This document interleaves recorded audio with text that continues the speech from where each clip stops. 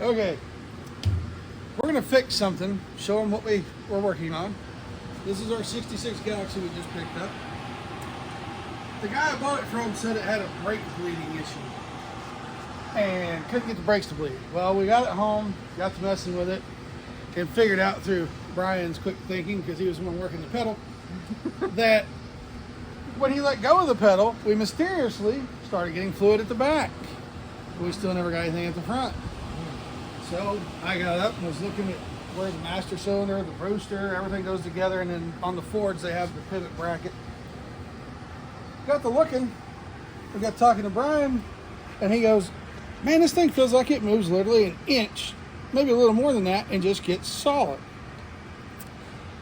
And we both looked at each other, and he said it before I could spit it out, but did they trim the stud or space the booster? Well, we got to looking, and they haven't trimmed anything.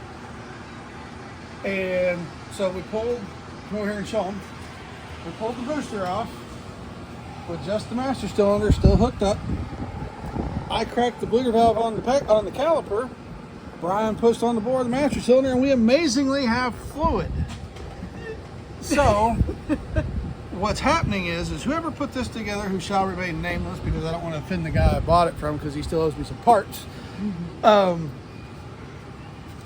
they did not bother to trim this to the right length, which needs about 3/8 of an inch cut off of it. Not quite, I would say about 3/8, 7/16 of an inch. And then the spacers that come with this kit, if you read the instructions for this kit from Speedway, it says also that if you need it, there's some, about 1/4 inch or so machine steel spacers that go between this and the bracket. When you do these, you need to measure all of this stuff like the instructions tell you to, because if you don't, you will have exactly what we have, and somebody won't be able to figure it out.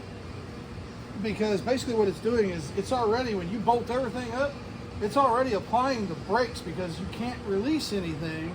That's why when he would let the pedal up and the pedal was at the top and he would just barely touch it, I could open the bleeders on the rear brakes and it would leak, just ooze and dribble a little bit of brake fluid. And as soon as he touched the brake pedal, it quit. It's because everything was over-centered and crammed all the way one direction already with the brakes applied past the point of being able to release.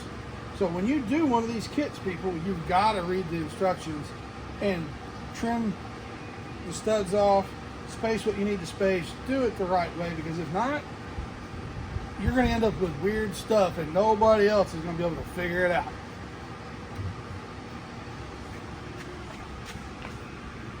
This video was brought to you by, but not sponsored by, Gatorade. Uh-oh, copyright infringement. No. Ah! We're just trying to stay alive. Yeah, we're just trying to stay alive. It's hot in Oklahoma. We're lucky.